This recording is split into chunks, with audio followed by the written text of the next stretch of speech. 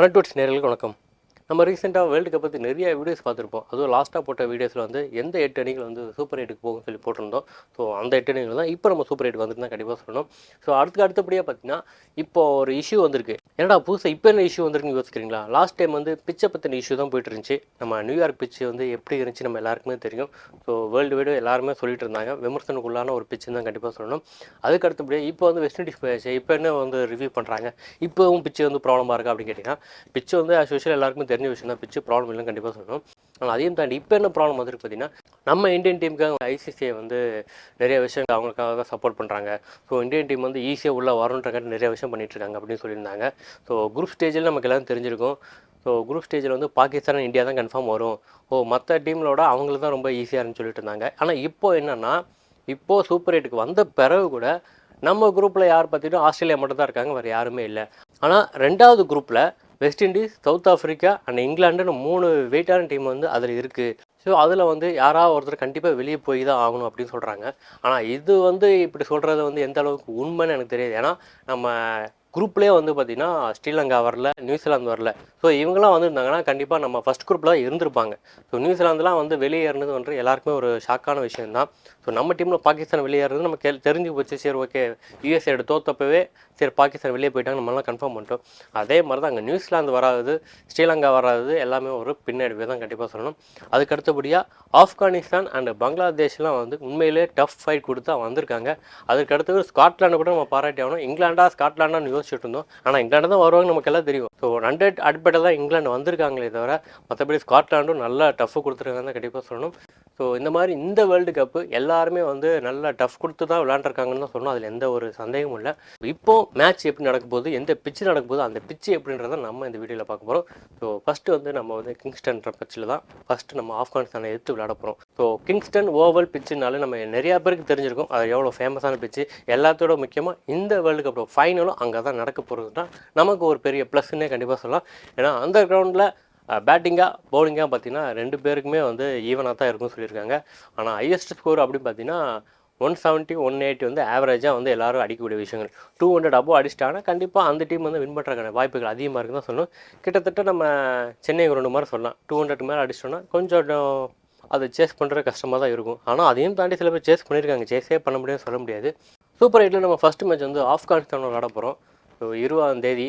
So அந்த match வந்து உண்மையிலே நம்ம ஆப்கானிஸ்தான் வந்து நமக்கு டஃப் கொடுப்பாங்கன்றதுல எந்த சந்தேகமும் இல்லை. ஸோ நம்ம விளையாடும்போது இன்னும் கொஞ்சம் கேர்ஃபுல்லாக தான் வரணும். எல்லாத்தோட நம்ம பேட்டிங் ஆர்டர் அண்டு பவுலிங்கில் என்னென்ன சேஞ்சஸ் பண்ண போகிறாங்கன்னு தெரில. ஸோ அதை பற்றி இன்னொரு தெளிவாக வந்து நம்ம அடுத்த வீடியோவில் பார்க்கலாம். ஸோ அதுக்கு அடுத்தபடியாக 22 அன்றைக்கி நம்ம வந்து பங்களாதேஷ் தான் ஃபேஸ் பண்ண போகிறோம். அது வந்து ஸ்ரீ விவி ரிச்சர்ட் கிரவுண்டில் விளையாட போகிறோம். ஸோ அந்த கிரவுண்டு பிச்சு எப்படி இருக்குன்னு பார்த்தீங்கன்னா, மேக்ஸிமம் வந்து அந்த கிரவுண்ட் வந்து பேட்ஸ்மேனாக கொஞ்சம் சாதகமாக இருக்குன்னு சொல்லியிருக்காங்க. ஸோ அது கொஞ்சம் நமக்கு நல்ல விஷயமே கண்டிப்பாக சொல்லலாம். ஸோ எப்போவுமே பேட்ஸ்மேனை சாதகமாக இருக்குன்னு சொன்னால் நம்மளோட பவுலர்ஸோட நிலைமையை கண்டிப்பாக யோசிச்சு பார்க்கணும். ஏன்னா ஆப்போனன்ட் டீமில் இருக்க பேட்ஸ்மேனும் வந்து அடிப்பாங்க, நம்ம பவுலர்ஸ் வந்து ரொம்ப கஷ்டப்படுவாங்க. ஸோ எப்பவுமே பேலன்ஸாக இருக்கிற பிச்சு தான் நமக்கு எப்பவுமே சூட் ஆகும். நமக்கு மட்டும் இல்லை, மேக்ஸிமம் எல்லா டீமுக்கும் அதான் எதிர்பார்ப்பாங்க. ஆனால் நம்ம இந்தியன் டீமை பொறுத்த வரைக்கும் இது வரைக்கும் நடந்த மேட்ச்சில் எல்லாமே பார்த்தீங்கன்னா பவுலர்ஸ் தான் டாமினேட் பண்ணியிருக்காங்கன்னு தான் கண்டிப்பாக சொல்லணும். ஸோ இதுக்கு அடுத்து நடக்கக்கூடிய மேட்சஸில் நம்ம இந்தியன் டீம் பேட்டர்ஸ் வந்து கொஞ்சம் ஸ்ட்ரைக் ரேட்டை இன்க்ரீஸ் பண்ணாங்கன்னா கண்டிப்பாக நம்ம பவுலர்ஸ்க்கு அது நல்ல விஷயமாக தான் இருக்கும். ஸோ அப்கமிங் மேட்ச் எல்லாருமே வெயிட் பண்ணிகிட்ருக்காங்க. நானும் உங்கள் கூட சேர்ந்து வெயிட் பண்ணிகிட்ருக்கேன். ஸோ அதற்கு அடுத்தபடியாக நம்ம எல்லாருமே எக்ஸ்பெக்ட் பண்ண ஆஸ்திரேலியா வர்சஸ் இந்தியா மேட்ச் வந்து பார்த்திங்கன்னா டேரல் சமி கிரிக்கெட் கிரவுண்டில் நடக்க போகுது. ஸோ அதுவும் பார்த்திங்கன்னா ஃப்ளாட் பிச்சுன்னு சொல்லியிருக்காங்க. நம்ம 2வது மேட்சோட அந்த மேட்ச் இன்னும் வந்து பேட்டர்ஸ்க்கு வந்து ரொம்ப ஈஸியாக இருக்கும்னு சொல்லியிருக்காங்க. ஸோ ஆஸ்திரேலியா வர்சஸ் இந்தியா மேட்ச்னால் கண்டிப்பாக ஹை ஸ்கோர் பிச்சாக தான் இருக்கும். ஸோ அதில் வந்து ஆஸ்திரேலியன் பிளேயர்ஸ் டாமினேட் பண்ண போகிறாங்களா இல்லாட்டி இந்தியன் பிளேயர்ஸ் டாமினேட் பண்ண போகிறாங்கன்னு தெரில. எல்லோரும் எதிர்பார்த்துட்டு இருக்க ஒரே விஷயம், நம்ம ஆஸ்திரேலியா வந்து இந்தியன் வந்து கண்டிப்பாக வந்து வின் பண்ணணும். ஸோ 50 ஓவர்ஸ் வேர்ல்டு கப்புக்கு நடந்த ஒரு விஷயத்துக்கு இது வந்து பழி தீர்க்கிறதுக்கு ஒரு சந்தர்ப்பமாக இருக்குது. ஸோ நம்ம இந்தியன் டீமோட பவர்ன்றது கண்டிப்பாக 2020 விட்டு விடக்கூடாது. ஸோ நம்ம யாருன்னு ஆஸ்திரேலியா ப்ரூவ் பண்ணணும் அப்படின்னு சொல்லிட்டு எல்லாருமே நம்ம இந்தியன் டீம்ஸ் உட்பட வெறித்தனமாக உட்காந்துட்டு இருக்கிறது தான் உண்மை. அதை பற்றி நீங்கள் என்ன நினைக்கிறீங்க கண்டிப்பாக கமெண்ட் செக்ஷன் மென்ஷன் பண்ணுங்கள். அதற்கு அடுத்தபடியாக செமிஃபைனல்ஸ் பார்த்தீங்கன்னா 2 கிரவுண்ட் நடக்குது. நானும் ஒரே கிரவுண்ட் தான் நடப்புன்னு எதிர்பார்த்தேன். ஆனால் 2 வேறு ஒரு கிரவுண்ட் நடக்குது.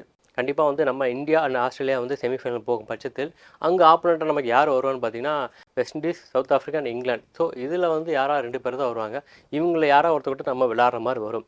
ஸோ அதில் ஃபர்ஸ்ட் மேட்ச் அண்ட் செகண்ட் மேட்ச்னு 2 பிரிச்சிருக்காங்க. அதில் ஃபர்ஸ்ட் மேட்ச் நடக்கக்கூடிய கிரவுண்டு பார்த்தீங்கன்னா Brian Lara academy cricket ground வந்து நடக்குது. ஸோ இந்த கிரிக்கெட் அகாடமி கிரவுண்டு பிச்சை பற்றி சொல்லணும்னா இப்போ நடந்து முடிஞ்ச ஐபிஎல் பிச்சுக்கும் அதுக்கு வந்து ரொம்ப ரொம்ப டிஃப்ரெண்ட்டே இருக்காதுங்க. ஸோ நம்ம 260+ பார்த்துருப்போம். ஸோ ஆஸ் யூஷுவல் அதே ஃப்ளாட் கிரவுண்டு தான், அதுவும் 260+ அடிக்கக்கூடிய கிரவுண்டு தான் அது. ஸோ நம்ம வந்து ஃபஸ்ட்டு செமிஃபைனல் ஆட போகிறோமா இல்லை செகண்ட் செமிஃபைனல் ஆட போகிறோமா தெரில. ஸோ ஃபஸ்ட்டு செமிஃபைனல் ஆடும் பட்சத்தில் கண்டிப்பாக வந்து அது யாராக இருந்தாலும் சரி கண்டிப்பாக ஹை ஸ்கோர் பிச்சாக தான் இருக்கும், அதில் எந்த சந்தேகமும் இல்லை. இது வரைக்கும் வேர்ல்டு கப்பில் நடக்க போகிற மேட்ச்லேயே வந்து பார்த்திங்கன்னா இந்த பிச்சில் தான் எனக்கு தெரிஞ்சு 250+ அடிக்கக்கூடிய வாய்ப்பு அதிகமாக இருக்குன்னு தான் கண்டிப்பாக சொல்லணும். அதற்கு அடுத்தபடியாக பார்த்திங்கன்னா second semifinal Providence stadium.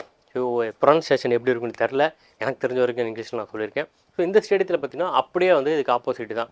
So இது பவுலருக்கும் சப்போர்ட் பண்ணும், பேட்டருக்கும் சப்போர்ட் பண்ணும். முக்கியமாக வந்து பார்த்திங்கன்னா பவுலருக்கு வந்து டாமினேட் பண்ணுற அதிக வாய்ப்பு இருக்குன்னு சொல்லியிருக்காங்க. ஸோ ஆஸ் யூஷுவல் வந்து நம்ம திருப்பியும் வந்து ஒரு ஆவரேஜ் கிரவுண்டை தான் பார்க்க போகிறோம். ஆவரேஜ்னால் 150, எனக்கு தெரிஞ்சு 170 180 கூட கிடையாது, 150 வந்து பார்த்திங்கன்னா ஹையஸ்ட் ஆவரேஜாக இருக்குன்றாங்க. ஸோ இந்த கிரவுண்டில் யார் விளாண்டாலும் கண்டிப்பாக ஒரு டஃப்பான கேமாக தான் இருக்கும். பவுலர்ஸ் வந்து டாமினேட் பண்ணுற அதிக வாய்ப்பு இருக்குன்னு தான் சொல்லணும். எல்லாத்தோட திரும்பவும் ஃபைனல் வந்து நம்ம ஃபஸ்ட்டு ஆட போகிற அந்த கிங்ஸ்டன் கிரவுண்டில் தான் நடக்க போகுது. ஸோ அந்த கிரவுண்டு ஆஸ் யூஷுவல் வந்து பவுலர்ஸ் தான் சப்போர்ட் பண்ண போகுது. ஸோ நம்ம இந்தியன்ஸை பொறுத்த வரைக்கும் கண்டிப்பாக வந்து ஸ்லோ கட்டர் அண்டு ஸ்பின்னர்ஸ் வந்து ரொம்ப ரொம்ப ரொம்ப முக்கியமான ஒன்று தான். எனக்கு தெரிஞ்சு ஜடேஜா இந்த வேர்ல்டு கப்பில் அவருக்கான இடம் தான் கண்டிப்பாக சொல்லணும். ஸோ அவர் வந்து அவர் ஸ்பின்னில் எப்படி விளையாட போகிறான்னு தெரில. ரெண்டாவது நம்மளோட ஸ்பின்னர்ஸ் அக்ஷர் பட்டேலாக இருக்கட்டும், குல்தீப் யாதவாக இருக்கட்டும், ஸோ இவங்க 2 பேரில் யாராவது ஒருத்தர் வந்து இன்னும் நல்லா டாமினேட் பண்ணுறதுக்கான வாய்ப்புகள் அதிகமாக இருக்குது. மற்றபடி ஆஸ் யூஷுவல் ஃபேஸில் வந்து பும்ராவாக இருக்கட்டும், அஷ்தீப் சிங்காக இருக்கட்டும், ஸோ அவங்க வந்து அவங்களால முடிஞ்ச கான்ட்ரிபியூஷன் கண்டிப்பாக கொடுப்பாங்க, அதில் எந்த சந்தேகமும் இல்லை. எல்லாத்தோட முக்கியமாக நம்ம பேட்டர்ஸ், முக்கியமாக ஓப்பனர்ஸ் வந்து கம்பேக் கொடுத்தே ஆக வேண்டிய கட்டத்தில் நம்ம இந்தியன் டீம் இருக்குது. ஸோ இது வரைக்கும் விளையாண்ட குரூப் ஸ்டேஜ் வேறு, இனிமேட்டு விளையாட போகிற சூப்பர் 8 ஸ்டேஜ் வேறு. ஸோ இந்த சிச்சுவேஷன் வந்து நம்ம இந்தியன் கிரிக்கெட் டீம் வந்து கண்டிப்பாக ஒரு கம்பேக் கொடுக்க வேண்டிய கட்டத்தில் தான் இருக்காங்க.